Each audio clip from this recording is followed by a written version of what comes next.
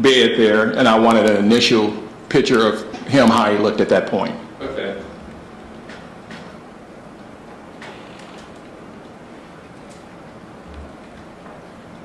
And what are we looking at in 7B? That's going to be a scar in his left inner forearm. Is that something he pointed out to you was something that he wanted you to photograph because it was an injury that he wanted you to note?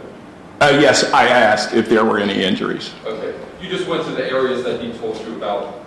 Correct. Okay.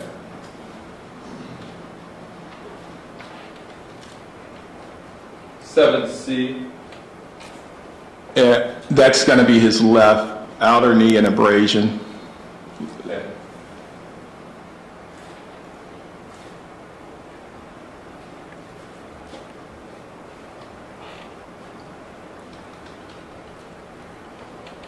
And 7D, what are we looking at there? There was no, excuse me, there was no injury, but it was just a full photograph from his backside. So he didn't tell you that he was injured at all on the part of his body that's depicted in 7D? Correct, but there's a front, normally we take a frontal and a rear. Okay. And that's what I did there. Okay. You weren't noting any injury in 7D at all?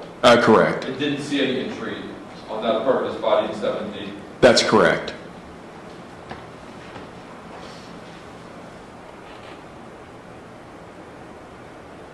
Now, you told the jury earlier that you had another role there, which was to collect some equipment? That's correct. To collect his uniform and his duty holster, the rest of his equipment that he had on him that night. Okay.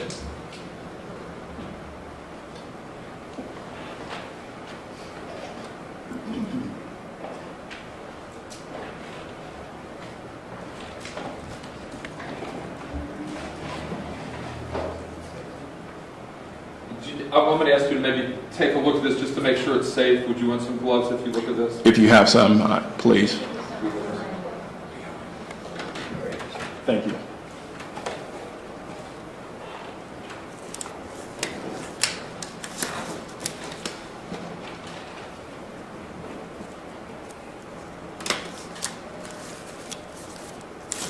Okay.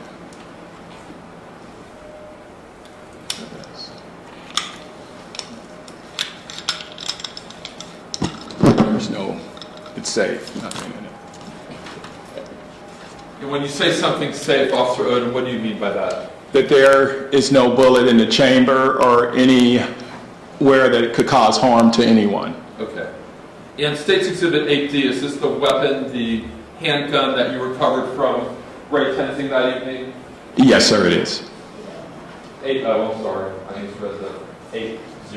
80. Yes, sir.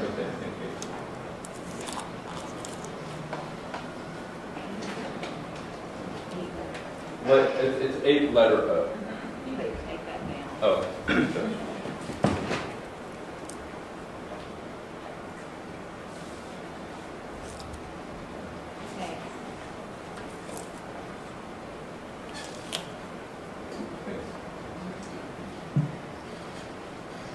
Now, with regard to 8O, the handgun, Tenzing's handgun, did you unload it or do anything to change the way it was when you collected it at the hospital? No, sir. And why was that? It was in its duty holster, which was in a safe point, and I had it secured.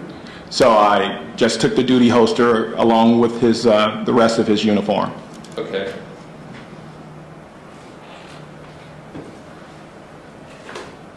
Since you have your gloves on, I'm going to hand you these things. 8P. Yes, sir. And what is 8P, Officer Odom?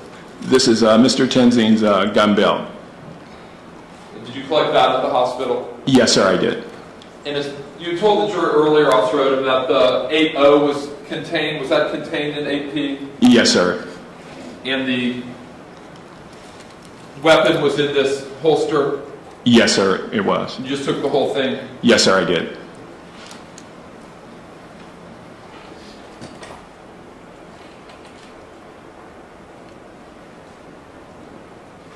Q.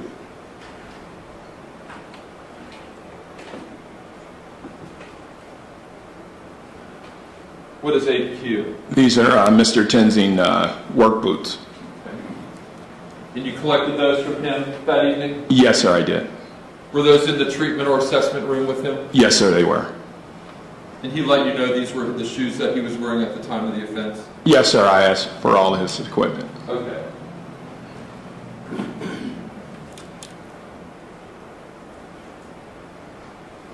Eight R. And we don't have to open it up, but if you want to look at that exhibit and maybe see what's written on there. It's a pair of black pants with folding knife and belt. Okay. And you collected his the pants that he was wearing that evening as well? Yes, sir, I did.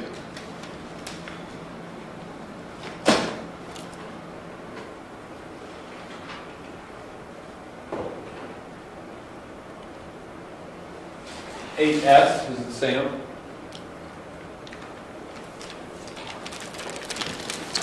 And this is his police vest with badge. You collected that as well? Yes, sir, I did.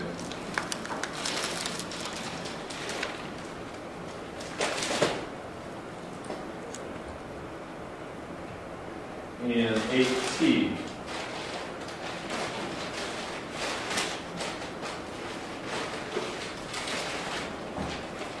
And if I were to, would that be the uniform shirt that he had on that night, the actual uniform shirt? Yes, sir. Okay.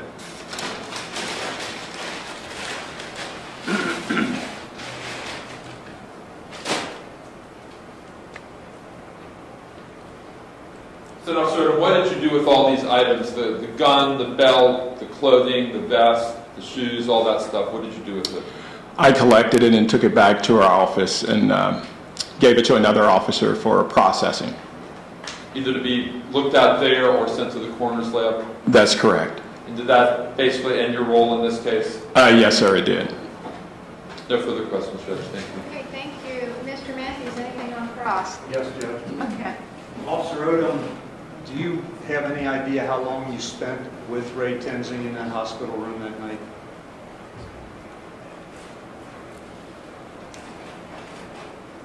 Offhand, no, I'm going to say possibly 20 or 30 minutes. And during that 20 or 30 minutes, did you have occasion to observe his demeanor? Yes. And what was that? What was his demeanor? He seemed, or I'm sorry, appeared, in my opinion, to be scared or afraid. Okay. And you indicated that all you did was collect his clothing and his equipment and observe his injury, or photograph his injuries, correct? Correct. During that time, you did not have any conversation with him about the incident that led him to be there? No, sir. And you indicated that there was a homicide detective in the room. Do you know who that was? That was Officer Marcus McNeil. And you also indicated there was a Cincinnati police sergeant. Was that Nate Asbury? Yes, sir. Were there any other people present? It may have been his FOP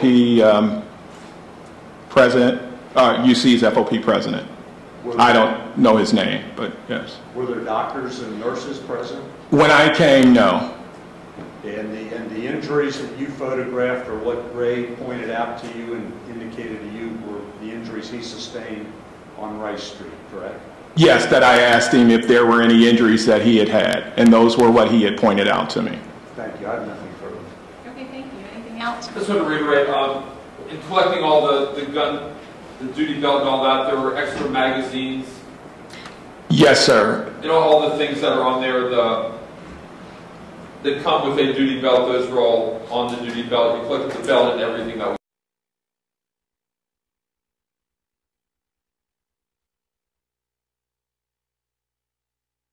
on the belt. That's correct. Okay. Nothing further, Judge. Okay, thank you. Officer, you may step down and leave your excuse this time. Thank you for your help. Thank you.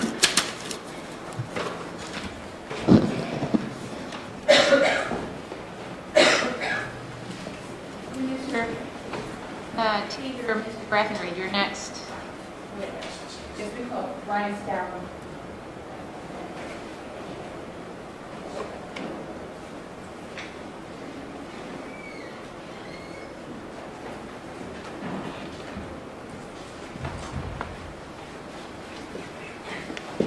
Do you solemnly swear that the testimony you're about to give before this court and jury to be the truth, the whole truth, and nothing but the truth, so help you God? I do.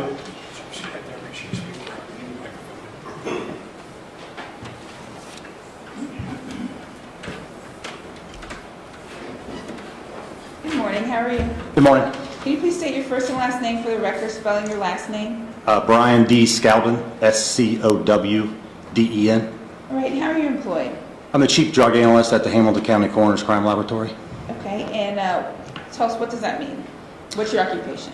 I basically analyze evidence for the presence of controlled substances. Okay, and what type of different evidence would you analyze? Powders, residues, liquids, Okay. tablets, pills. All right, and I believe the defense is willing to stipulate that Mr. Scowden is an expert in that field? Yes, Your Honor. Thank you. Turning your attention back to the incident that happened on July 19th of 2015, I think you were asked to examine a bottle with some liquid content in it, is that correct? That's correct. Let me hand you what's been marked State's Exhibit, I believe 3B.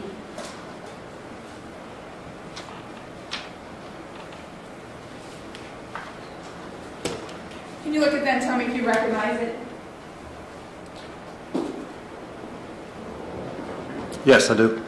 Okay, can you tell us, how did you come in contact with that? It was submitted by Cincinnati Police for testing. It bears the CC number CC15-02376, item number 16. All right, and that number, that CC number, tell us how that number is assigned and how that happened. The 15 means the year, so every new year, the numbers are just assigned sequentially as the cases come in. So this would have been the 2,376 case of that year. Okay, and the CC stands for what? Coroner's case, sorry. Okay. And then, so you get it, you mark it, and then how can you tell that that's the same bottle that you analyzed in this case? Well, the bottle also bears my initials and date where I resealed it, and the same CC number on it. Okay. And can you tell us, what were you asked to determine about that bottle and the liquid? I tested the bottle for the presence of either ethyl alcohol or controlled substances, or substances of abuse. Okay, and what did you find? Both tests were negative, so there was no ethyl alcohol in the bottle or any drugs of abuse. Okay, thank you. Thank you for coming down. I have no further questions. Mr. Scowden, did you ultimately submit that exhibit to somebody else in the lab to examine? Yes, a sample was given to another analyst to perform further testing. Was a determination made of what that bottle contained? Yes, she identified compounds that would be found in like perfumes, fragrances, deodorizers, or things of that nature. Was it a combination of things? Well, those compounds can be found in each of those substances. It's just something that smells, has a fragrance to it. Okay. You were also asked to examine some other items, correct? That's correct. What else did you examine? With the submission with the bottle, there was 5 bags of plant material that was submitted. At a later date, more items from the car were submitted, which a cookie and a brownie, which I tested. The rest of the stuff from the car was inventoried. And then the morgue also submitted 2 bags of plant material that were found on Mr. DuBose's person. Okay, so that's a total of 7 bags of, or 7 items of plant material that was submitted to you? That's correct. What did all that material turn out to be? I tested, of the 7 bags, I tested 4 bags that were determined to be marijuana. And why did you not test the rest? Well, if they were going to be, our office policy is to do, perform enough testing to get maximum charge if there were going to be criminal charges filed. And in that case, I only had to do over 200 grams to get to that maximum charge. So I only tested enough to do that. And over 200 grams would have been enough to get a felony charge, is that correct?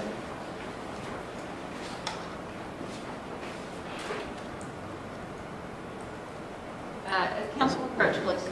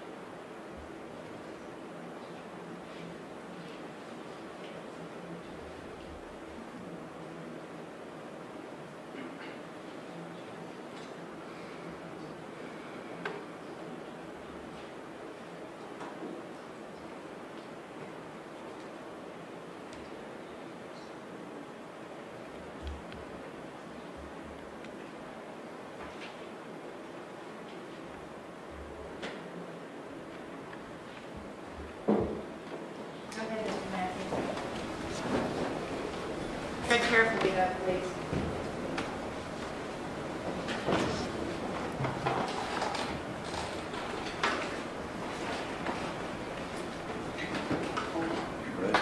Thank you, Your Honor.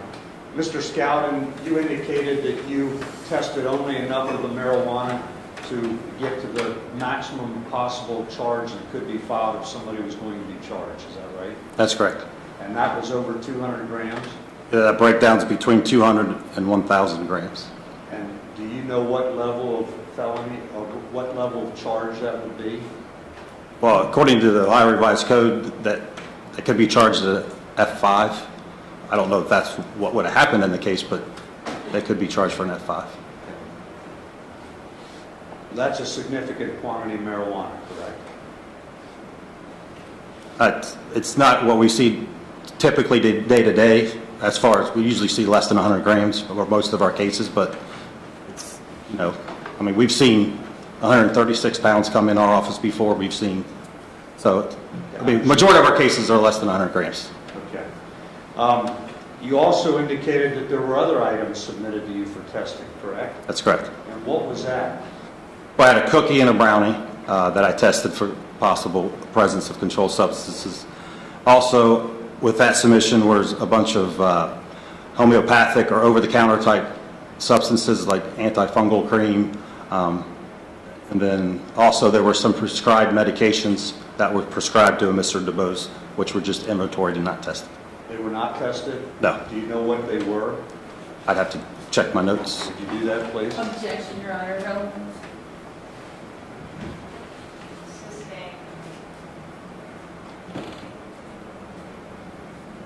There were other items submitted to you as a result of this Sam DeBose, Ray Tenzing incident on July 19, 2015.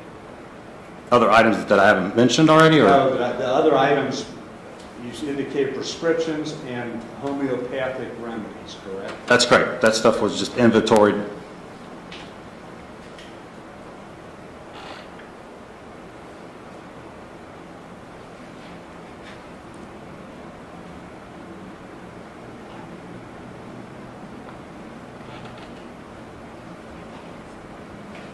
Do you know what any of that other stuff was used for that was inventory?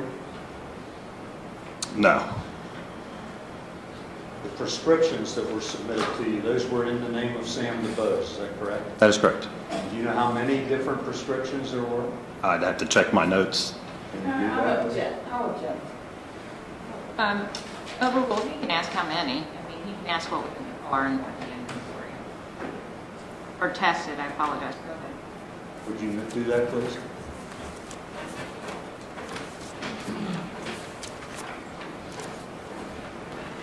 Mr. Scowden, you don't have to name, you can just simply tell him how many.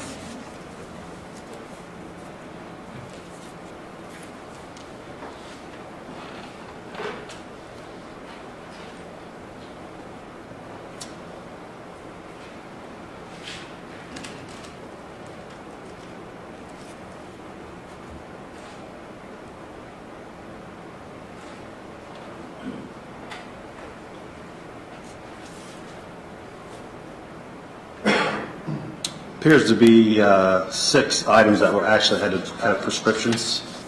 The rest of the stuff was like over-the-counter stuff. How much is the rest of the stuff? How many of those?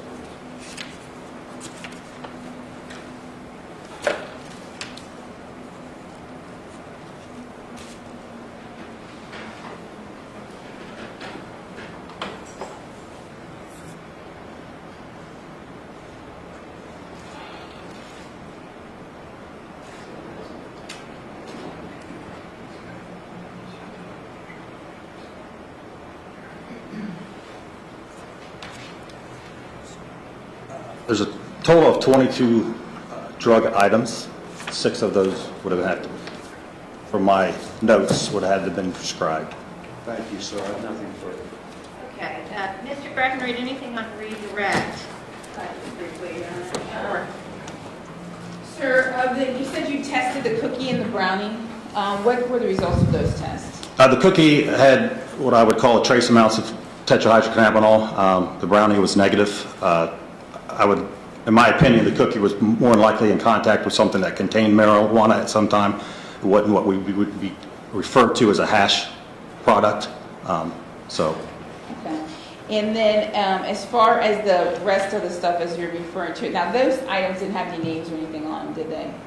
Well, the medications that were prescribed had Mr. Sam DeBose's name on them. That's why they weren't tested. But the other stuff was just in the file? Correct. Thank you. No further questions. Okay, anything else, Mr. Matthews? No, Your Honor. Mr. Scout, you can step in here, please. Thank you. Thank you.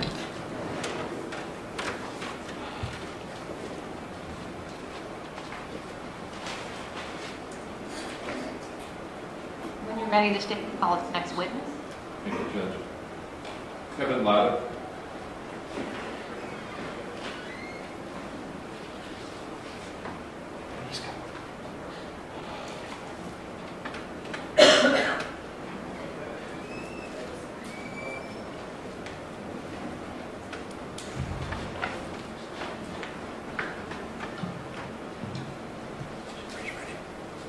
You do solemnly swear that the testimony you're about to give before this court and jury to be the truth, the whole truth, and nothing but the truth, so help you God. I do. So right there, sir. Make sure we speak directly into it.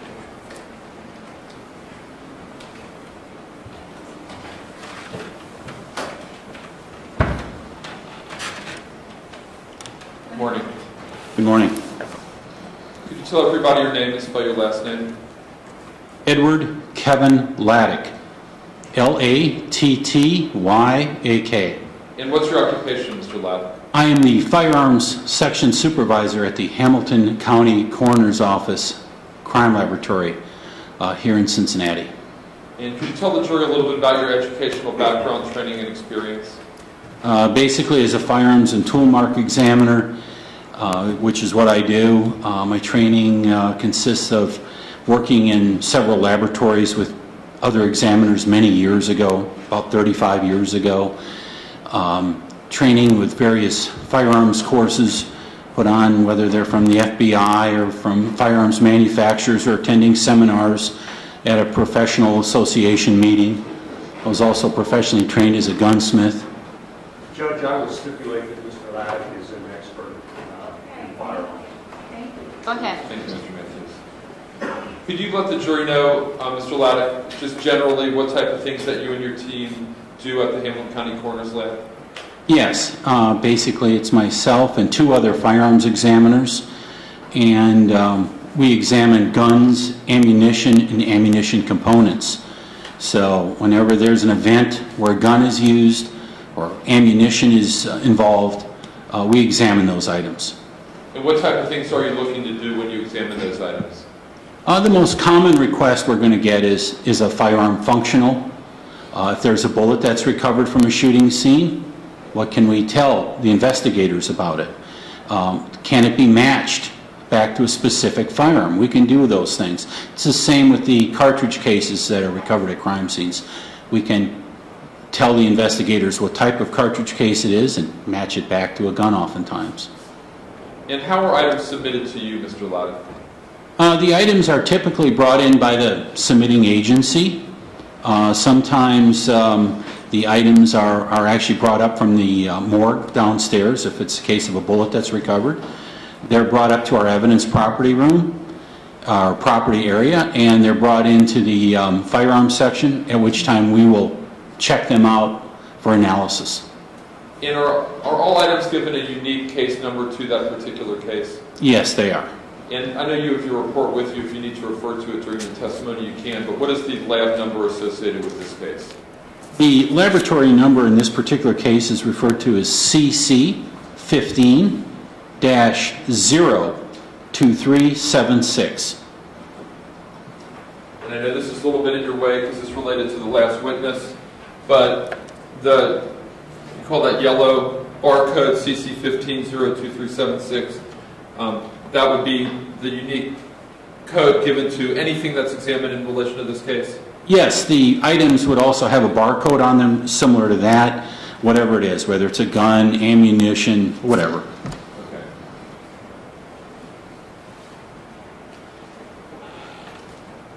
Could you let the jury know, Mr. Laddick, what items were submitted to you for your analysis in this case?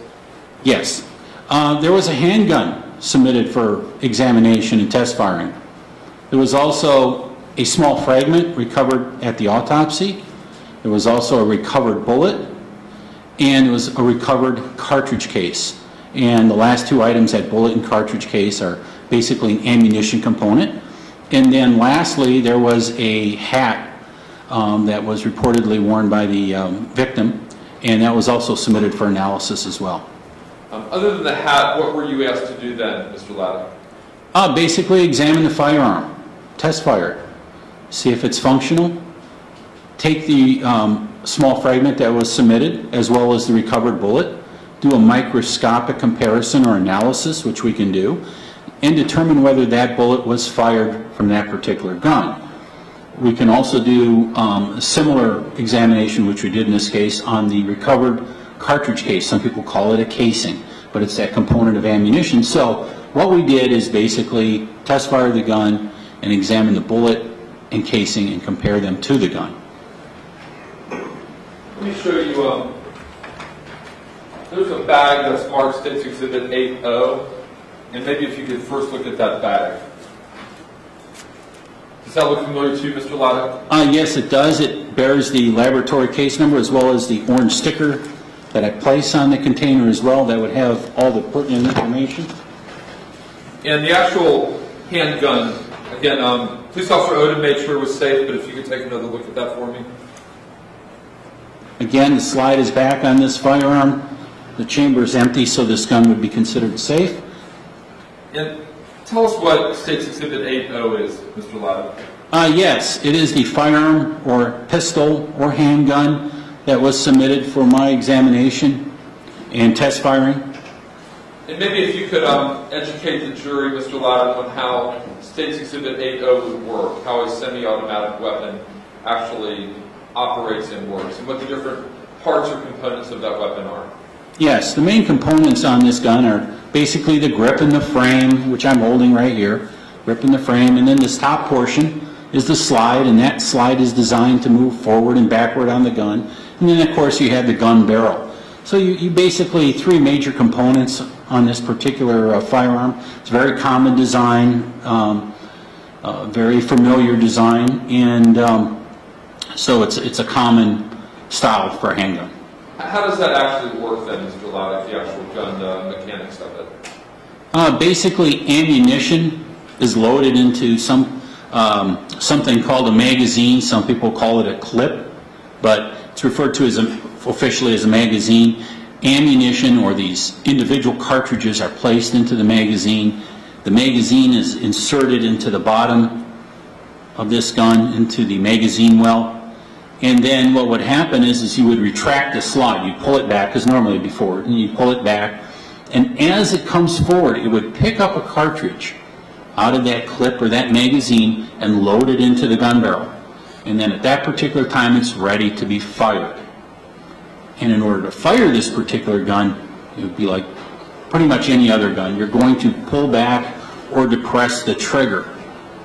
And in this particular gun, it's referred to as a semi-automatic handgun. So you would have to depress it. Every time you depress the trigger, it's going to fire as long as it's got ammunition in the magazine. So in order to shoot it, you have to pull the trigger each and every time. So if I were to pull the trigger at that one time, all the bullets wouldn't come out. You have to pull and just keep pulling for more bullets to come out. Again, yes, you'd have to depress the trigger for each and every shot that's fired. And then there's a series of operations or events that's going to happen every time you pull that trigger. Basically, the slide is going to come back almost like you see it now, and it's going to pull that empty cartridge case, the portion of the ammunition that's remaining inside the gun after the bullet's fired. It's going to bring it out of the barrel and basically get rid of it, throw it outside the gun, extract it, and eject it. And then as the slide comes forward, it's going to pick up another cartridge out of the magazine. And again, it's going to come forward, it's going to feed it into the gun barrel, and in order to fire it, you depress the trigger again. And that cycle would keep operating as long as you have ammunition. How many bullets does that particular weapon hold, Mr. Laddick? This particular gun is designed to hold 13 cartridges in the magazine, and one in the chamber. And how would, let's say, an officer that would have this weapon, how would you get that ready to fire a bullet once you have that? Would you put the magazine in the bottom of the gun? Yes. And would that automatically mean that one was in the chamber at that point? No, you have to retract the slide and cycle a cartridge into the barrel. Theoretically, you could insert the magazine and also put a cartridge inside the chamber as well. So if you want to make sure that the gun is ready to go, what would you do so that you don't have to pull back the slide to put a cartridge in that weapon? Yes, typically if you were going to carry the firearm, as in most law enforcement applications, you're going to have that loaded magazine that's going to be inserted into the gun, and the slide is going to be retracted. And again, as it goes forward, it's going to pick up a cartridge out of the magazine, load it into the chamber, at which time the gun is ready to be carried and put into the holster. Okay. And I think you mentioned before, Mr. Loddick, it's a 40 caliber weapon? Yes. What does 40 caliber mean? When we talk about a 40 caliber, or whether it's a 9mm or a 45, that's referring to the size of the ammunition that the gun is designed to shoot. So in this particular case, the correct ammunition would be 40 caliber, Smith & Wesson. So that name, 40 caliber, 9mm, 45, whatever it is, again, designates the ammunition that's designed to be fired in this gun. What type of guns do uniformed Cincinnati police officers carry? I believe the exact brand, I'm not sure. I believe they might be Smith & Wesson M&Ps. I think they're 9mm. Okay. In relation to a 9mm gun that Cincinnati officers have, is the tensing weapon less powerful, more powerful, or the same? Ballistically speaking, it would have more power in a 40 caliber, slightly larger bullet diameter. Okay. And then what about the ammunition, Mr. Loddick? You mentioned that it carries 40 caliber ammunition. Did you take a look at the ammunition in this case? Yes, I did. And you can lay the gun down and sort of make me pull that. If you could look inside 8.0 and tell us what else is inside that bag.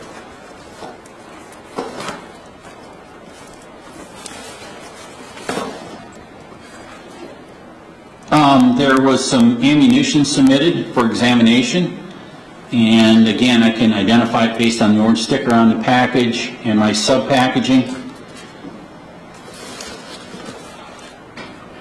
And 3 magazines that we talked about. These are the items that actually would hold the ammunition, and then they're inserted actually into the magazine well of the firearm. So that's the magazine or clip. And you took a look at the ammo in this case as well? Yes, I did. And what type of ammunition was it that Officer Tensing had that evening? It was the correct ammunition as far as the size, 40 caliber. Particular brand was Hornady. And have you ever heard of hollow point ammunition? Yes. What does hollow point mean? It means that there's a small cavity in the nose or the front portion of the bullet that's contained in the ammunition. Was this hollow point ammo? Yes, it was basically Hornady critical duty ammunition. There's the specific type. It's a hollow point, but it has a small red plastic or flexible tip that's inserted into the nose area. And what is the purpose of hollow point ammunition, Mr. Loddick? The main purpose of hollow point ammunition is to get the bullet to expand. And when the bullet expands, it transfers its energy to whatever it's being fired at, its target. So again, expansion of the bullet, transfer of energy. And you talked about like a plastic, something in the weapon is on the bullet as well? They all have a small plastic type of nose or rubber nose. Okay. Yeah.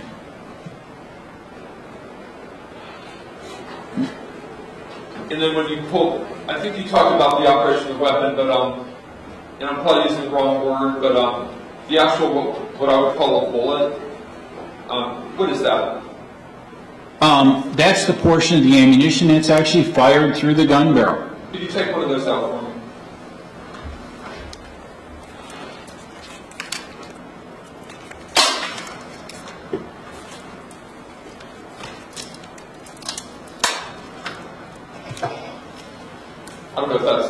maybe from the bag. Was that the? You can actually see some of my test-fired ammunition, so you can actually see the bullet, if you look at it closely, through the plastic bag. So there's a fired bullet in a cartridge case. And maybe if you could just let the jury know the components of a bullet then? Certainly, of a cartridge. You talk about a cartridge case, a casing, a projectile. Maybe if you could define those terms for me. Certainly. When we refer to cartridge, let's start with that. Cartridge designates the ammunition itself, or some people call it a loaded round. Some people call it a bullet, but it's actually a cartridge. And that cartridge is going to consist of that metallic case that you see there, that silver case. And that silver case is going to contain, it's basically the shell of that particular cartridge.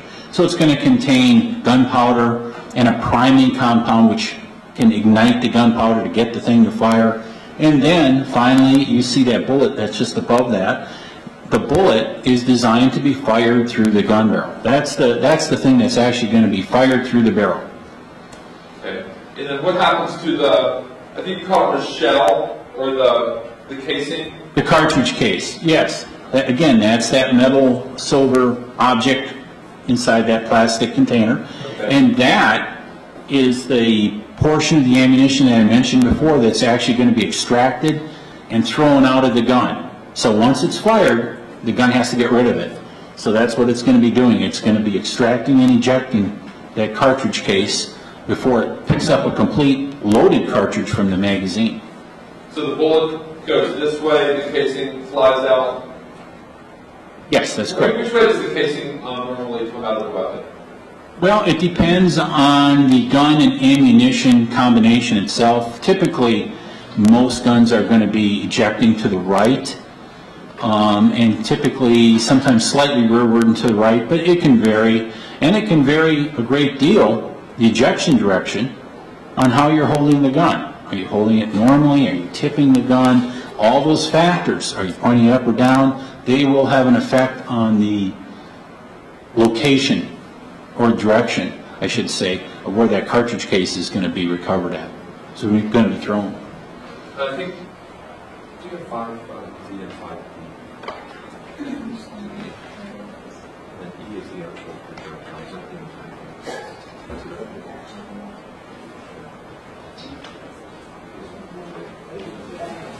The battle.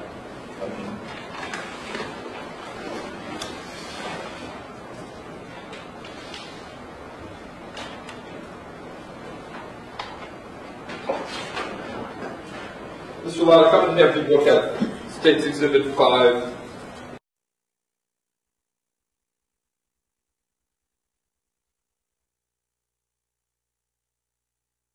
D. And let us know if that looks familiar to you. State's Exhibit number 5D, which would be my item number 12, would be the recovered or discharged cartridge case that would be inside that particular package. And again, I can identify it based on the orange stickers. And there again, you have the sub-package. Again, there's the orange sticker. I think it may be in a plastic baggie as well. Yes. And this would be the sub-package that I placed the cartridge case in. And it bears all the information of it, as well as the cartridge case itself. I put a small orange sticker on it so I could identify it here in court. Okay. You can lay that down for me. And then State's Exhibit 5E. State's Exhibit number 5E, which is my laboratory item number 23, would be the fired bullet, or the recovered bullet that I examined in this particular case. And with that, along with the evidence that you told the jury about and submitted by Cincinnati Police through the secure property room system that you talked about? Yes. Okay. And again, the sub-package, again, the orange sticker that I place on it for identification. And here again, yes, the sub-package, again, the sticker, and the actual bullet item that was submitted for my examination. Exhibit 23, Mr. Lotta. State's Exhibit number 23 would be the package for the autopsy fragment or bullet container, which contained a small fragment, again the orange sticker. You don't have to open it.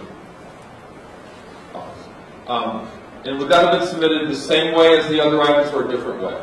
Slightly different. Basically it would have been brought up from the morgue, basically from our own office, and submitted to the property room rather than through the police department. Okay. So you've got the fragment that you just talked about, number 23. You've got 8D, which is the gun, all the ammo. You've got the 5D, which is the cartridge casing, and 5E, which is the bullet. That's correct. Can you tell the jury then in your own words what you did with all those items? Yes. Basically the firearm was examined. I test fired it using some of the recovered ammunition. I did a microscopic comparison. Was that an operable weapon? Yes. Yeah, the firearm functions as intended by the manufacturer. Capable of expelling a projectile by means of an explosive or combustible device? Yes. Okay. I'm sorry to interrupt you. Go ahead. So the gun was tested. It was found to be operable, normal operation. An examination was requested on the recovered bullet and cartridge case. So we did a microscopic comparison of those items with test-fired ammunition from the gun. I was able to positively identify the recovered cartridge case. State's Exhibit number 5D as having been discharged. As having been discharged in the recovered firearm. And again, also, I did a microscopic comparison. We can look at small markings on these items and match them back. And I did that to State's Exhibit number 5E, the recovered bullet, and I was able to match the bullet as having been fired through the gun barrel from State's Exhibit number... It's 8D. 8D. And you say you use scientific testing? And maybe if you could briefly describe what type of methods you would use. Yes, we use comparison microscopes. And those are two microscopes connected by an optical bridge. So again, it's a microscopic examination. We're looking at the small characteristics that are placed on the bullet when they're fired through the gun barrel. And we're comparing it to our test-fired bullets. So we have, on this comparison microscope, we have the recovered bullet on one side, and we have one of our test bullets on the other side. And so we're microscopically looking at the rifling impressions. Those are marks from inside the gun barrel, and those will provide us a lot of information forensically. Excuse me. So I was able to look at those markings and conclude that, again, this bullet was able to be matched to the test bullet, which indicates that it was fired from this gun. Same thing with the cartridge case. That cartridge case, when it's discharged in the gun, if you can imagine, it's almost like a stamp. There's a lot of pressure against the base of that cartridge case, against the back of the gun. So it's going to pick up markings from the breech face area of this particular gun, and it was able to be matched back. In other words, the recovered cartridge case, I could match it back as having been discharged in this particular gun. And then, so your opinions are based on your education, training, and experience. The weapon fired the projectile in the cartridge case? Yes. And as far as that trigger, what does trigger pull mean, Mr. Latta? It's the amount of energy or amount of force that you have to apply to the trigger in order to get the gun to fire.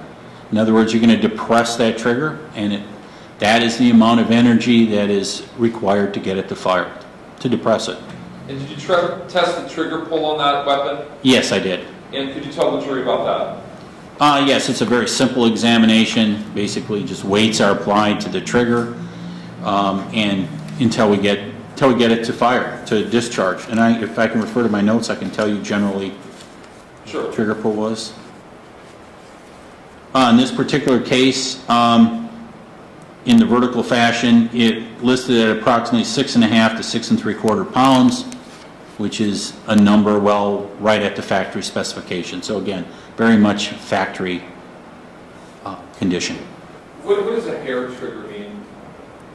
A hair trigger is somewhat of a generic term that's applied to guns that have a very, very light trigger pull, that typically just don't require hardly any force against the trigger to get the gun to fire. So sometimes some people might say if a gun has a hair trigger, you've got to be very careful with it or it could fire accidentally.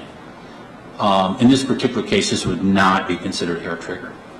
Is everything within the normal range? Yes. Moving on then to the red hat that you talked about.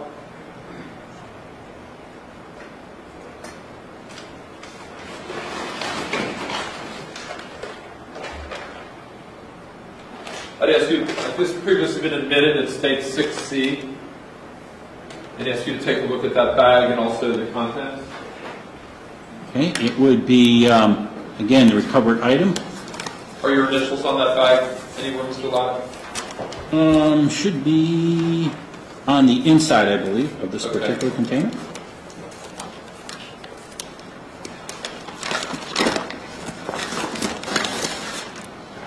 Yes. Actually, they are on the seal on this particular item, on the bag, and that's the sub-packaging that I actually use. So I actually put this hat inside this particular sub-package. And could you tell the jury in your own words what you were asked to do with the hat 6C? Yes, I was asked to examine it for any gunshot residue that might be associated with a hole that's in the side of this particular hat, which I did. So I did a very simple examination. I looked at the residues, gunpowder residues, and compared them to test targets that I actually fired with the recovered firearm and ammunition in an attempt to try to generate or establish a general distance of how far the gun was away from this hat when it was actually fired. Did you find what was an obvious bullet hole in that hat? Yes. And what's a lead wiping, Mr. Latta? That's very common. When a bullet passes through an object, it's going to leave deposits as it passes through, as it basically pulls that material away. It's going to leave some residues around that hole that it's going to make. Did you see that in this case? Yes. And you talked about gunpowder particles. Did you see those as well? Yes, I did. And did you see those with your own eyes? And did you do a microscopic analysis as well? Yes. Basically a visual examination. You could just see the gunpowder particles. There was quite a bit, and it's not uncommon. Then a microscopic examination, looking closer up using a stereo microscope. And then thirdly, just some chemical testing. And then you told the jury that you did some testing with 8D as well, as far as distance determination? I test fired some targets at known distances so I could use them for comparison to try to establish a distance at, a distance at which the gun would have been fired. And do you have an opinion based on your education, training, and experience, the distance between the muzzle or the end of the gun and the hat when it was fired? Yes, an approximate estimate was developed to be generally a foot or greater out to, but less than 2 feet. So somewhere between a foot and 2 feet would be an estimate that would deposit those types of residues. So your opinion is that this gun was between 1 and 2 feet from this hat when it was fired? Yes, generally speaking, yes. Okay. Just one moment, Judge. Okay.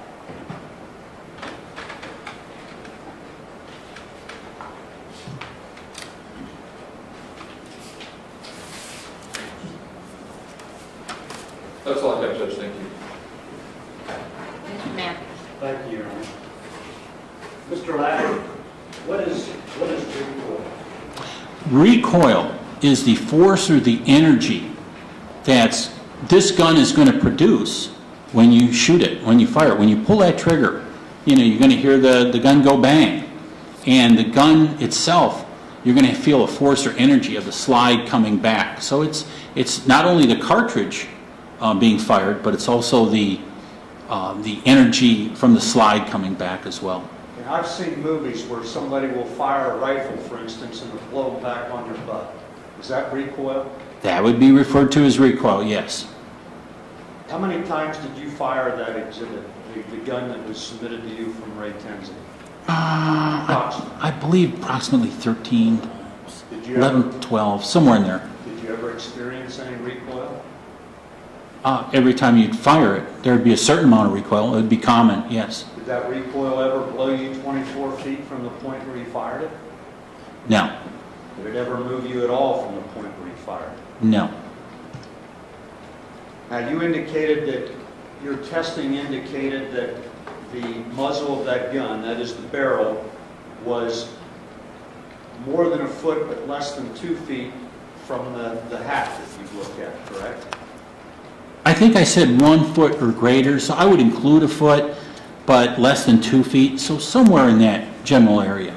And that would mean that the gun was not pressed up against the hat when it was fired, correct? No, it was no indication of that. But it would still be in rather close proximity. Yes. Now, did you have any indication that the ammunition that was submitted to you was other than what was departmental issued by the University of Cincinnati?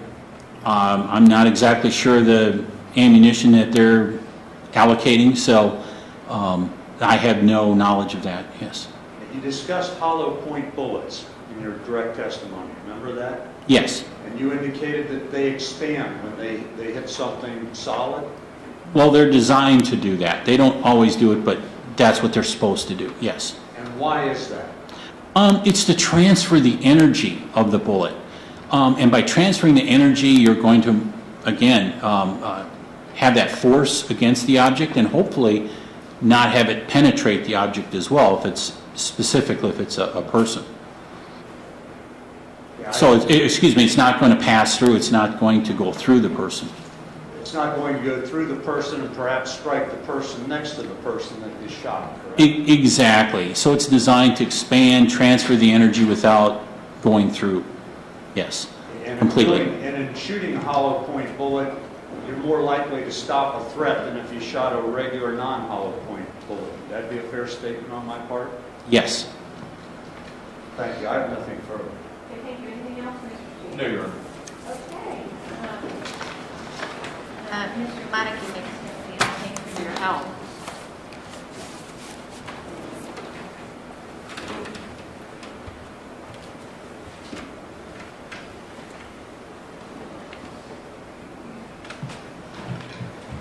Okay, your next witness. Judge, we have 2 more witnesses to call before we rest and our case would be concluded. They're both from the lab, Mr. Trimpey and Dr. Lemon. I think they were at a meeting till around 10:15, 10:30. They were going to come down here. So maybe if I could put this stuff away and if we could take our morning Are break they now. here? I haven't checked. Well, let's check and see if they're here. I don't want to break 1 hour after we started. Sure, Judge.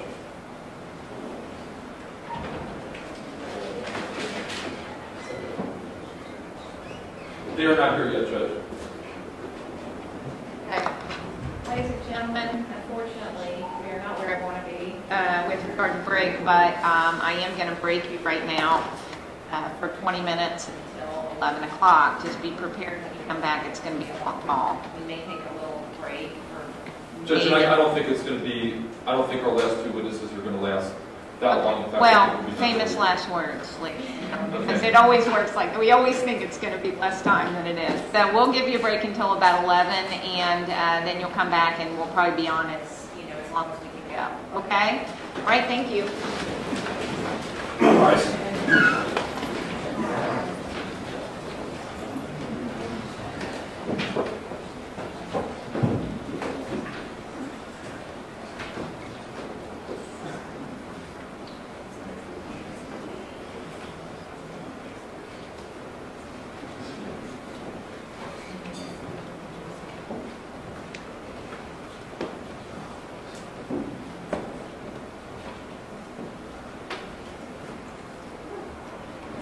All right, we'll come back in just a little while. Thank you, Judge.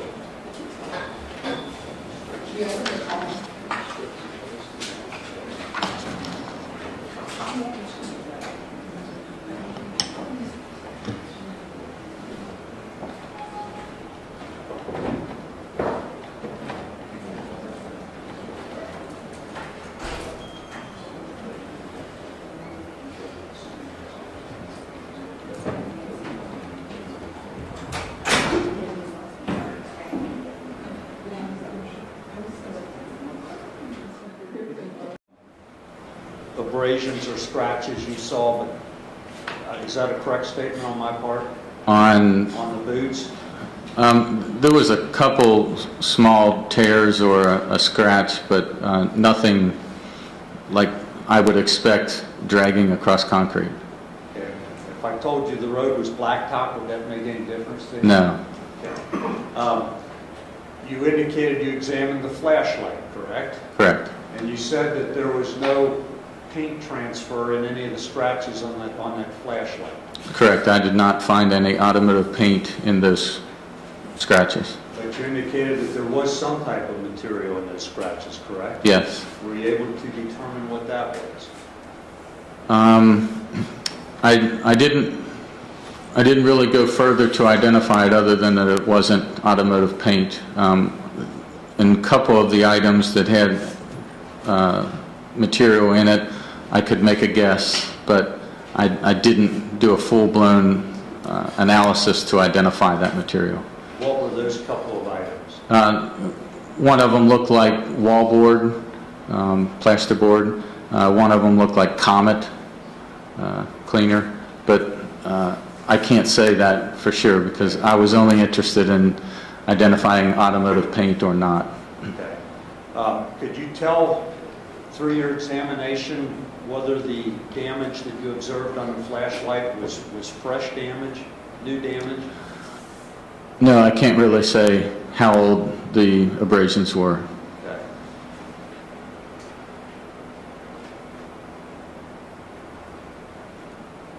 Now,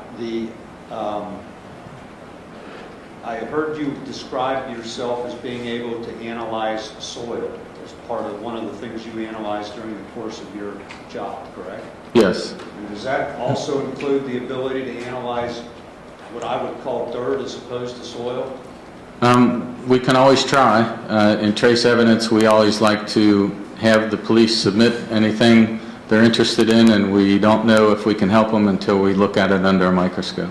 Were you ever asked to examine any of Ray Tenzing's uniform clothing from July 19, 2015? No, I was not. Okay. Let's assume that you had been asked and you examined the car. Well, let me back up. The car door that was submitted to you came from the vehicle you were told was Sam DeBose's Honda Accord, correct? Correct. What was the condition of that door with reference to cleanliness? Well, it certainly had several scratches on it, as you can see. I don't recall seeing any dirt on that door. Okay. You don't recall, or you weren't looking for it? Well, I wasn't specifically looking for that. So you don't know whether it was there or not, correct? Correct.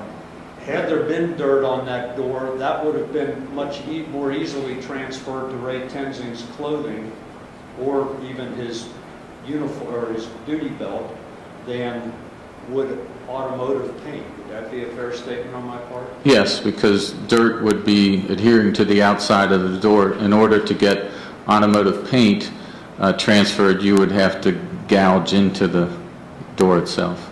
And you didn't find any gouge marks when you examined that door, correct? There were some scratches, and I did look. There was one scratch in particular which isn't really depicted on that picture because of the lighting. But there was one scratch that was about 18 inches long in the middle of the door, but it didn't go into the paint. It was only as deep as the clear coat outer part. But again, I didn't see anything in there to analyze. Would the clear coat have transferred, or could it have transferred? Yes, that's specifically what I was looking for on the duty belt. But just because there was no transfer of clear coat or automotive paint to the duty belt doesn't mean that Ray Tenzing was not dragged. Is that a fair statement on my part? Yes. Thank you. I have nothing further. Okay, anything else? No, Your Honor, thank you.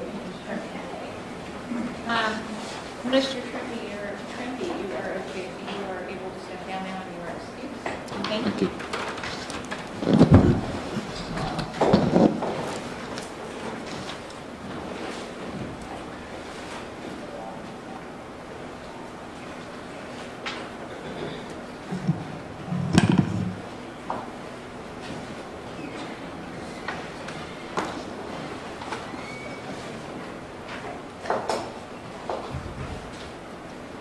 Judge, our last witness would be Dr. Lohman, and if I'm not mistaken, I think she preferred not to be photographed. Is that correct? Yes. Okay, can we come up so I can make the record? Sure. Doctor.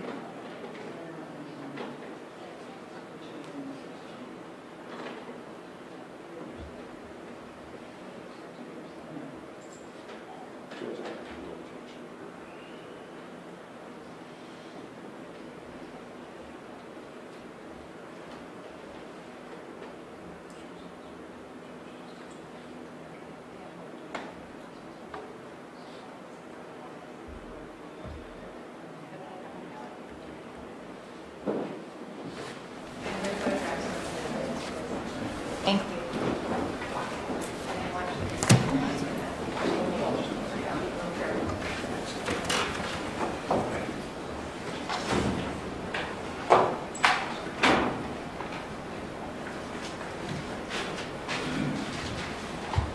Go ahead. Oh. You do solemnly swear that the testimony you're about to give before this court and jury to be the truth, the whole truth, and nothing but the truth, so help you God. I do. Doctor, if you can. Judge, Dr. Lohman would be our last witness, so after she's done, our case would be concluded. Oh, okay, great. Well, we'll do that when we get to the end here. Yes. So, go ahead when you're ready. Sure. Could you tell everybody your name and spell your last name? My name is Dr. Karen Lohman, L-O-O-M-A-N. And what's your occupation? I'm the Chief Deputy Coroner in Hamilton County. I'm also a forensic pathologist. And I don't know if Mr. Matthews want to stipulate her expertise. Yes, I will. Okay, great. We'll be noted as an expert. Go ahead. And what are your basic duties as a coroner, Dr. Lohman? Basically, my job is to determine the cause and manner of death in individuals that end up in our office. And you're licensed to practice medicine in the state of Ohio? Yes. And just briefly talking about cause and manner of death, if you could define those for the jury for me. The cause of death is the thing or the incident that caused somebody to stop living. So it could be cancer. It could be a fall down a flight of stairs where you hit your head. It could be a gunshot wound. So those would be examples of cause of death. The manner of death, there's only 5 choices. It's either an accident, a suicide, a homicide, a natural, or an undetermined. So manner of death is the means by which the cause of death occurred. And what is an autopsy? An autopsy is a medical procedure where you look at both the outside and the inside of a body, and you look at the contents of the blood, which is called toxicology, and you try to determine why a person died. Okay. And did you get involved in the case of the death of Sam DuBose on or about July 19, 2015? Yes, I did. And how did you get involved in the case, Dr. Lohman? I was the physician that was on call that night, and our office was called about a shooting, and I went out to the scene. And describe to the jury what you saw or found when you got to the scene. I was on a long street. I saw on the left side of the street a metal fence, and around a slight curve there was a brick wall. There was a car that was looked like it had crashed or certainly was scraping the brick wall. It was in between the brick wall and a telephone pole. And on the passenger side of the car was an individual covered in a sheet. And did you take a look at that individual that was covered in the sheet? Yes, I did. And did that turn out to be the body of Sam DuBose? Yes. What did you initially notice at the scene, Dr. Lohman? He'd been pulled from the car. It looked like he had been briefly medically evaluated to see if he was still alive, and I saw that there was blood at the scene. And did you notice a gunshot wound to his head? Yes, I did. Did that become a coroner's case at that point? Yes. Was the body transported to the coroner's office? Yes. And the next morning, did you do an autopsy? Yes. And how tall and how much did Sam Dubose weigh? And you could refer to your notes if you need to. Mr. Dubose is 180 pounds, and he was 72 inches in height, which is about 6 feet. Okay. And did he come in with his clothing, Dr. Lohman? He came in with what he was wearing at the scene. And did you prepare a diagram showing some of the injuries in your notifications about Samuel Dubose? Yes, I did. And did you do an x-ray as well? Yes. And why would you do an x-ray? When it looks like there's a gunshot wound, one of the most important things is to find evidence involved with that gunshot wound, and a bullet could be evidence. And so you take an x-ray of where you see some of the wounds, looking to see if there's a bullet still in that area. And on the x-ray, could you let the ladies and gentlemen of the jury know what you found, if anything? There was a little piece of metal on the x-ray. It wasn't big enough to be a bullet, but there was something in the head along the path of the injury. So there was a little piece of something in the head. And did that give you an idea of what, maybe you should look for something during the autopsy procedure? Yes. And did you later look at a hat that was submitted by Cincinnati police? Later on, after the autopsy, I did look at a hat. And who was that with? That was with Kevin Laddick, who is one of our firearms experts. Let me let you go through what you saw in the external examination of Mr. Dubose's body. What did you note, if you could let the jury know? Injury-wise, or just in general? Injury-wise. Injury-wise, Mr. Dubose had 2 gunshot wounds to the head. One was above his left ear, and one was behind his right ear. Did he have any facial injuries at all? He did have a cut. The medical term that we use is laceration, but it's like a cut in your eyebrow. Actually, it's his left eyebrow. Something that would need to be sutured or stitched. It was a cut in the eyebrow. He actually had also an abrasion on his knee. Okay. Now, you described 2 gunshot wounds for the jury. Were those 2 separate shots, or what we'd call like a through and through, or one continuous shot? I would consider it one gunshot wound. In other words, it's coming in on one spot and exiting another spot. So there would have to be 2 holes, but the 2 holes together make the one path of the bullet. And how, if you could explain to the jury, Dr. Lohman, how you can determine which one is a so-called entrance wound and which one would be a so-called exit wound? Yeah. So a bullet, when it comes to hit you in the skin, it has a spin like a football. And it actually pushes its way through the skin, and it creates a tear as it's going into the body. So when I look at a hole on the body, I'm looking for what I call an abrasion, or that tear that's around the hole. That makes it an entrance. Most of the time when a bullet then goes in the body, it goes in a straight line. Sometimes it may hit bone, and it may start tumbling. And so when you're looking at the exit wound, the bullet may be coming out sideways or backwards and would create more of a tear out of the skin than what the little round tip of the bullet that's coming out of the gun that goes in. It's tumbling. So usually what happens as an exit, you see more of a tear, and you don't see that abrasion or that scrape around the hole that goes when you're going into the body. And then based on your analysis of the two wounds, did you have an opinion based on your education, training, and background as to which was the entrance and which was the exit? Yes. And what was that? The entrance was above the left ear. The exit was behind his right ear. Going now to the internal examination, would that have been an important part of your autopsy as well? Yes. And what did you do to try to figure out internally what had happened? Part of the autopsy is looking inside the head, and so we need to pull the scalp back a little bit. So we did cut across the back of his scalp and pull it backwards so that we could look at the skull itself, what's underneath the skin. So you could look at the skull and you could see if there's fractures there.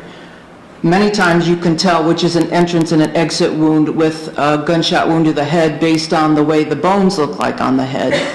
And then we open up the skull, create a window in the back, and then we have to actually look at the brain itself and see if the bullet actually went through the brain, if it missed the brain, if it did go through the brain, what did it do? How do you create the window? We have saws, very similar to the saws that if you had a fracture and your arm was in a cast, they have these vibrating saws that can cut the cast material but not cut your skin. It's the same kind of saw that you can use to cut the bone in your head. Okay. And tell the jury what you found when you looked inside the head of Sam Dubose. Sam had some hemorrhage on the surface of his brain. It looked like that when the bullet entered the left side of his head, it grazed or lacerated the inferior lower underside part of the brain.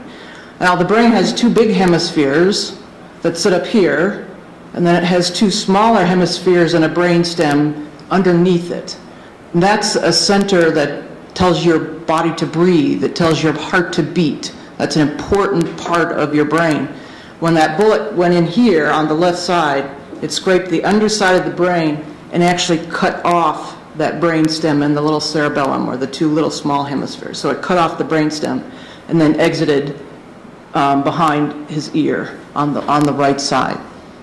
What did the bullet actually go through, Dr. Lemon? You said do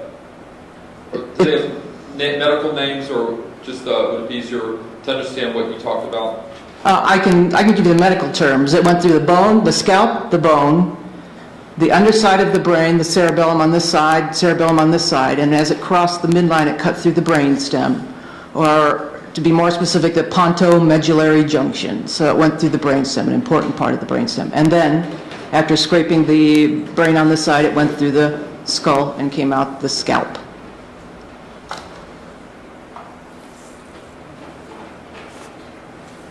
What was the path of travel, Dr. Lohman? Did you just describe that?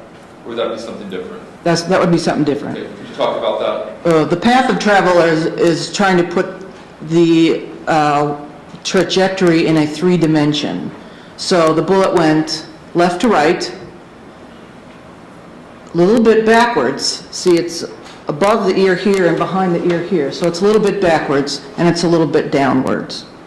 So left to right, front to back, and downward. And then along that path, was anything recovered, Dr. Lohman? Yes, on the right side, when we looked at the brain on this side, that little piece of metal that we saw on the x-ray, it was a little square piece of the copper jacketing that usually covers a lead bullet that had broken off and was resting in the brain right around the exit wound. So that's what was on the x-ray. I'm going to show you what's been marked State's Exhibit number 23. There's a box. Do you recognize that item, Dr. Lohman? Yes. What is that? This is our plastic bullet box. When we collect bullets, we tape it and seal it in this box. Is that the metallic fragment that you told the jury about that you collected from Mr. Dubose's head? Yes.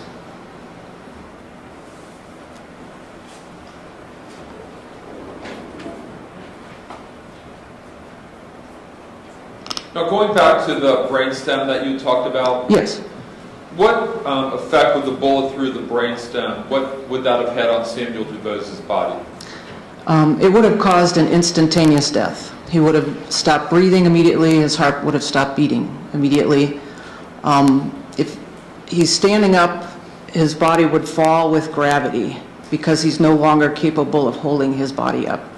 So if his arms were up, his arms will drop. If his legs were up, his legs will drop. He'll drop with gravity. And you know, if he's standing up, he'll fall to the ground, just as how gravity pulls him to the ground. Would Sam Dubose have any more thought after that bullet went through his brainstem? No. Would he have any more purposeful movement of his arms and legs? No. Would all his volitional movement have stopped at that point?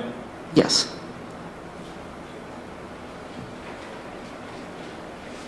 And assume, Dr. Lohman, that Mr. Dubose was sitting in the driver's seat of his car. His foot was either lightly on or hovering over the gas pedal. What would you expect his right foot to do as the bullet went through his brainstem?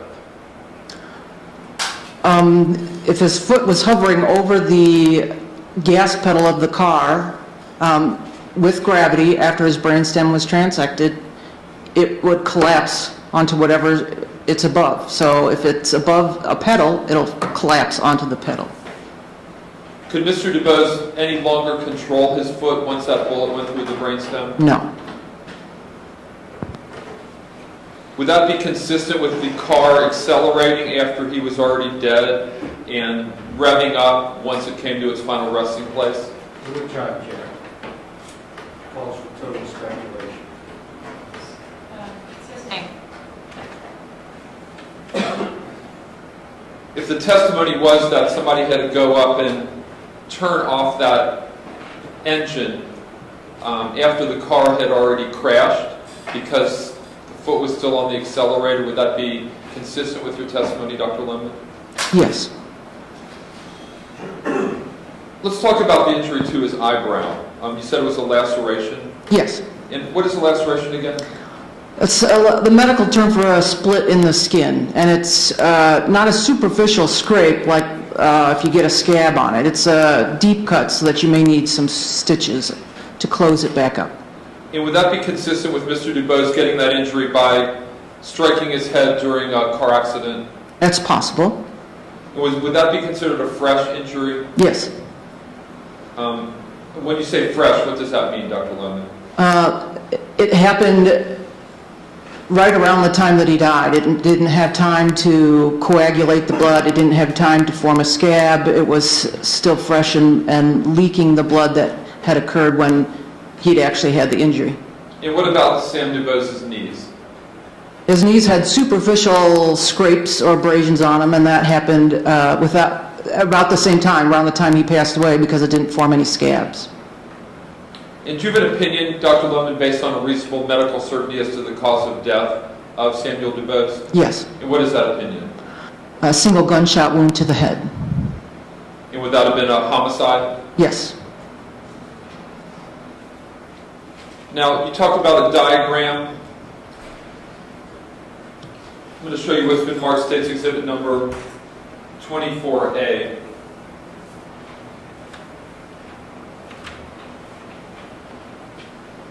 Could you look at 24A? Yes. And what is that? That is the diagram of the head that I drew at the time of autopsy. And would that be helpful to the jury in understanding your testimony and helpful to assist yourself in explaining the nature of the injuries? Yes. Judge, can I admit 24A? You may, if there's no objection, I can't see Mr. Mendes. No objection. All right, go ahead. Judge, if I could ask Dr. Lohman to go up to the screen. Okay. You turn that for yes, you may go on.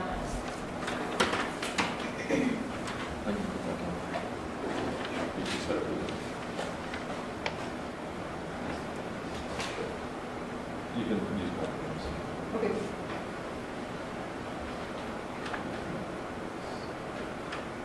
Maybe you could let the jury know what they're looking at here, Dr. Lohman. All right, so this is a frontal face shot. This black line that I drew within the eyebrow is the laceration that's on the left side of his eyebrow here. Now, we're looking at the left side of his head here, and there's the gunshot entrance wound. I drew little stars around it to represent the abrasion collar that's around the wound, indicating that that's the entrance. And we're looking at the right side of the head here. You see there's like a laceration, like we were talking about before, or a split in the skin, and there's a second split in the skin, but that's where the bullet exited. Then you also said that you took photographs of Mr. Dubose's body during the autopsy? Yes, I did. And if I could ask you to look at 24B, C, D, E, F, G, H, I, and J.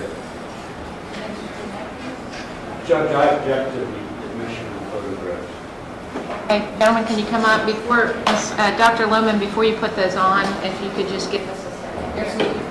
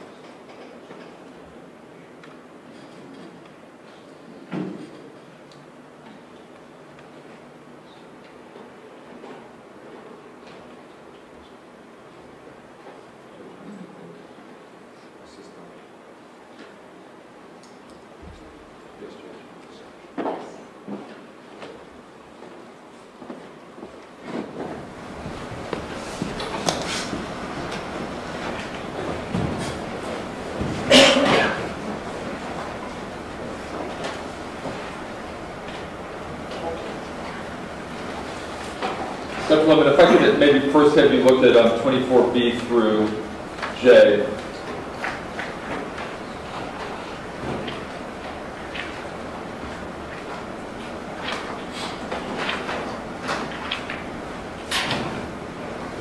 Are those fair and accurate photographs of the body of Sam DuBose, except I think one is showing the fragment that you talked about? Yes. And you feel that they'd assist the jury in understanding your testimony? Yes. And help you explain your testimony as well? Yes. Judge, I would ask that these exhibits be admitted and displayed. Yes. Over the objection. Yes, Judge. Starting with 24B, could you describe what that is? This is a looking down shot at the face of Sam DuBose. You can see the part of the laceration in his eyebrow right here.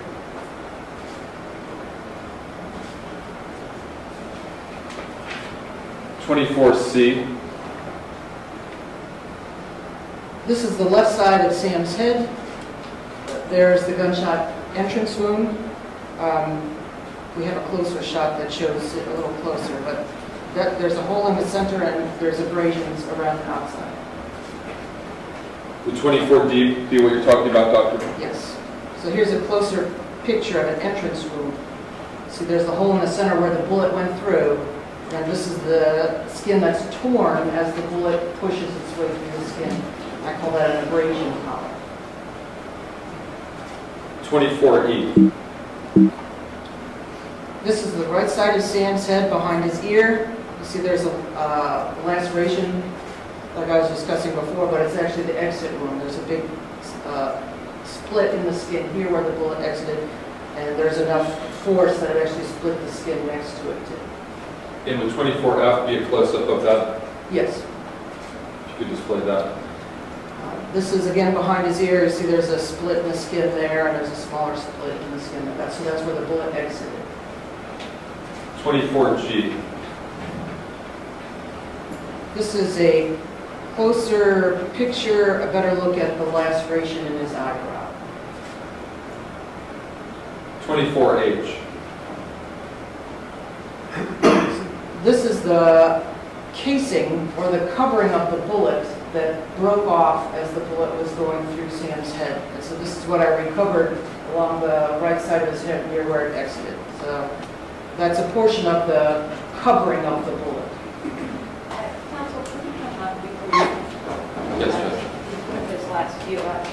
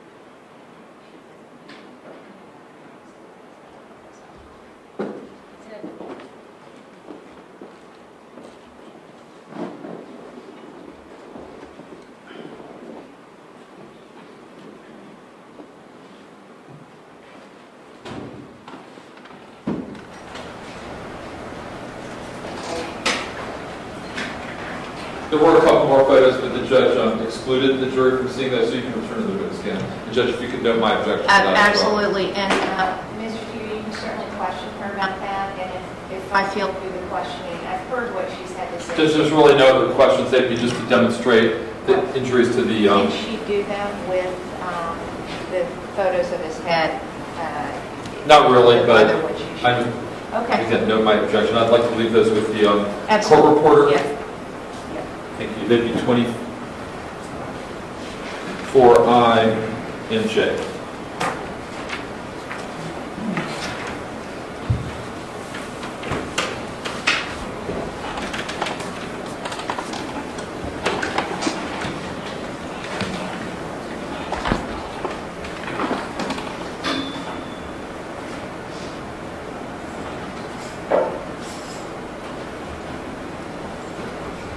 Thank you, Doctor. No further questions, Judge. Okay, Mr. Matthews, when you're ready, cross. Thank you, Your Honor. Dr. Lohman, when a body comes into your office, what is the first thing you do? We check the body in. Okay, what's the next step? We open the body bag and look and see what clothes or personal effects the individual has and document that. And did you do that in this case? Yes. What, if anything, did you find in or around Mr. DeBose's person when you opened that body bag? He had some bright red shirt on with some patterns, bright red pants, bright red and white socks. He had underwear. He had a white tank top, and he had some items in his pockets. Can you describe for me and the ladies and gentlemen of the jury what the items were in his pockets? In his front pockets, he had 6 individual dollar bills. He had bags of green leafy material and some rolling papers in each pocket in the front. In one of his, and also in the front, he had a deck of personal, like, business cards. I think there was a pizza card. There was something that may have been a credit card or a debit card. And then in one of his back pockets, he had a large amount of money. With reference to the bags of green leafy substance, how many bags did you find? I believe there were 2. I'm not sure. I believe there were 2. Was that in each pocket? I believe he had some in each pocket. And did you later learn that that was marijuana? Yes. Okay, now you indicated that he had a large quantity of cash in his pocket? Yes. How much cash did he have? $2,620. Thank you. And then in the stack of business cards that you indicated that he had, were those contained in a rubber band, a wallet? How were they packaged? They were just in a stack. In that stack, did he have a state of Ohio issued identification card? I believe he did, yes. Do you believe or do you know? Looking at our pictures down in the morgue, they're not in that stack, but I believe my investigator took it out of that stack, so he had it and not us down in the morgue. Do you know how one obtains a state of Ohio identification card? I don't know. Do you know that that's something you get if you don't have a driver's license? I guess I didn't know that, no. Judge, I'm going to object to, she said she didn't know, and then he supplied the answer to something she already didn't know. Could you ask that, Mr. Yes, Griffin? that's to be stricken. The jury's disregarded the response. Go ahead. Dr. Lohman, do you know what happened to that state of Ohio identification card? At the time Mr. DeBose was shot, we collect those and we destroy those so those don't go and be used fraudulently by friends or family members if they get it back. So we don't have that here to examine as a piece of evidence, correct? No, that's correct. Now, you indicated that after you inventory the possessions that come in with the body, what is the next thing you do? He is x-rayed. And at some point, do you do an external examination of the body? Yeah, after he's x-rayed and he's photographed with his clothes on, we then take pictures of what he looks like when we open the body bag. And you indicated that Sam DeBose was approximately 72 inches long, correct? Yes. And he weighed approximately 180 pounds. Yes. I noted in your report that you indicated that the exterior of his body, there were striae. Yes. Pronounced correctly? Yes. What are striae? Striae are the medical term for stretch marks. And how does one get stretch marks? Usually if you gain a lot of weight and then you lose a lot of weight, you end up getting stretch marks. So would it be a fair assumption that Sam DeBose at one time weighed a lot more than 180 pounds? He weighed more, I don't know about a lot, but he weighed more than 180 pounds.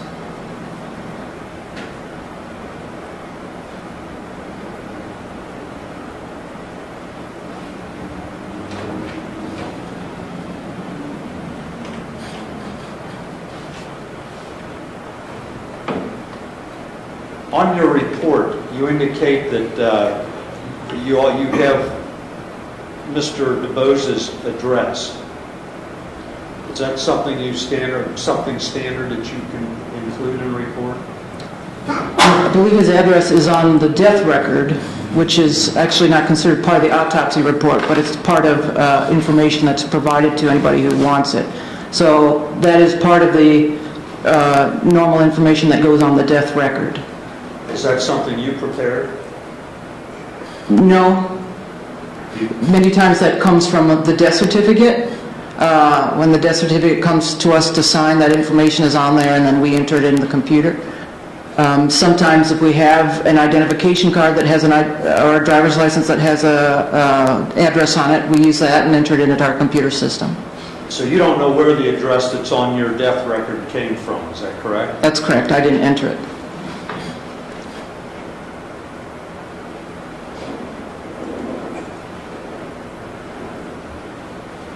You testified that Sam DeBose, the path of the bullet went in the left side, correct?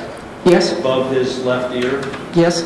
Would that indicate to you anything about the position of the person who fired the shot? Yes. What would that indicate? When I said before that a bullet usually travels in a straight line, you look to see where the bullet entrance is and where it exits, and then you project a little bit out, and that gun has to be in a position that creates a straight line through the head. So if he's shot on his left side, the person who shot him had to be on his left side. Okay, now you indicated that the bullet went from front to the back. Yes. It exited further back on the right side, correct? Yes, yes. Does that suggest to you that the shooter was somewhat in front of Sam DeBose? It could be. It could also be that the position of his head, because if his head's not quite straight, not straight perpendicular to the window, but maybe turned one way or the other, the bullet would still go straight, but end up, when you move your head back straight, it looks like it's going backwards. And would the fact that the bullet exited lower than it went in suggest that the shot was fired at a downward angle to it? Yes. And you indicated that as soon as that bullet severed that brainstem, is that what you call Yes. it? Sam DeBose was instantly dead, correct? Yes. Would it be a fair statement on my part that prior to that, for instance, had he turned his car to the left, had he mashed his accelerator, those would have been conscious efforts on his part, correct? Yes.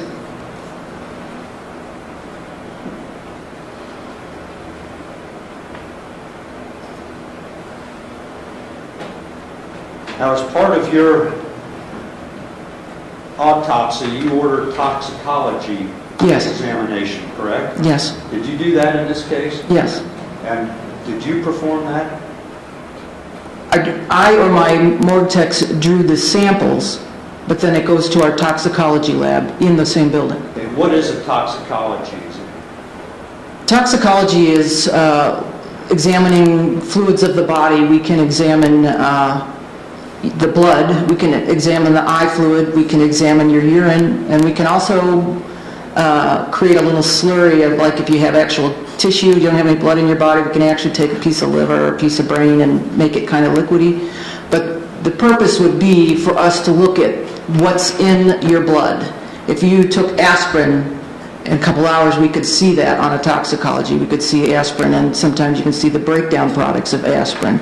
If you take heroin, in about 7 hours, we can see the breakdown products of heroin, frequently in the urine, frequently in the vitreous. So the purpose of a toxicology is to see what drugs, and in our office, usually drugs that can inhibit or cause death or are illicit. That's the ones we look at mostly.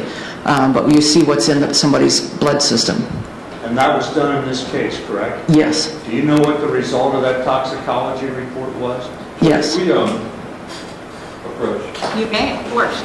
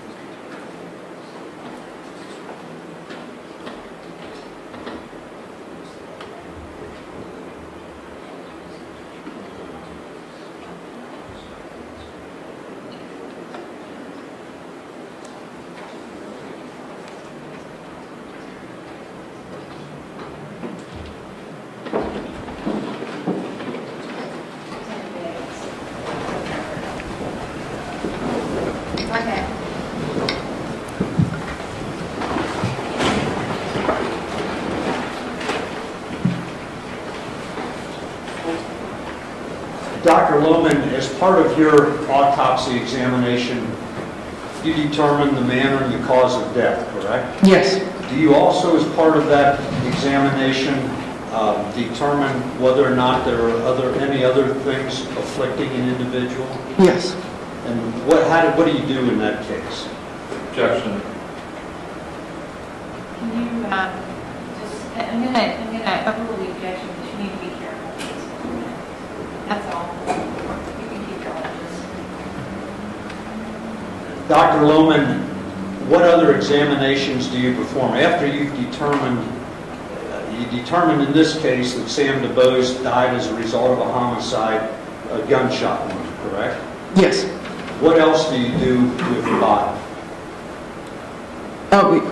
Well, in this case, the injury was to the head, but we did look through the whole rest of the body, too. We opened up the chest and looked at all of the organs that he had. And did you note whether or not there was anything else physically wrong with Sam DuBose? Objection.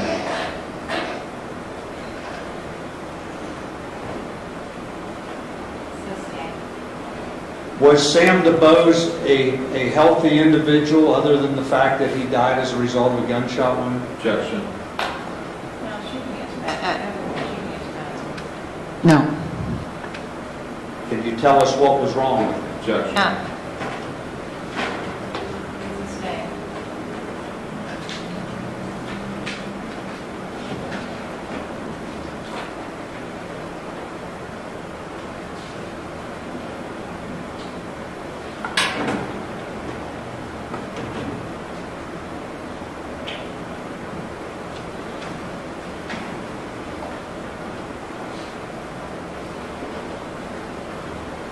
Did you ever locate any tapeworms in Sam DuBose's body? Objection.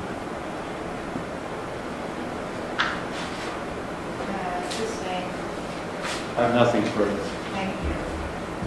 Mr. Cheever, anything on redirect? No, Your Honor, thank you.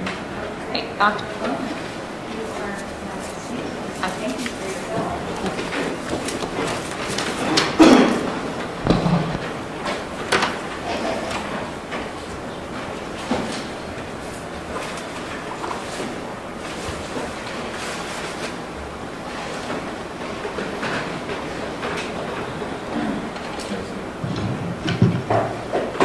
Judge, as I said, that was our last witness. We're going to rest our case. I think there's some exhibits that I may have forgotten to actually admit. We can do that when we choose the jury, if that's okay? That's fine, Judge.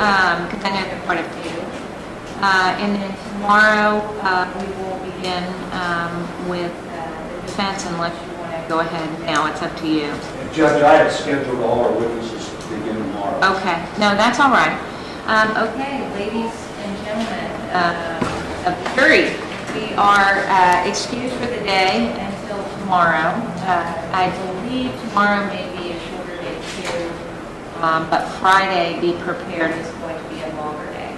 Okay, but we'll talk about that tomorrow. I'll give you a little more guidance tomorrow when I kind of get a feel for things.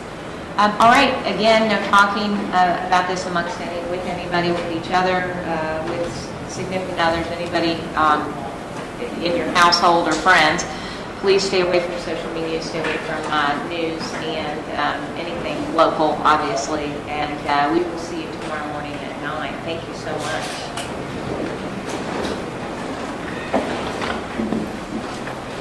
All right.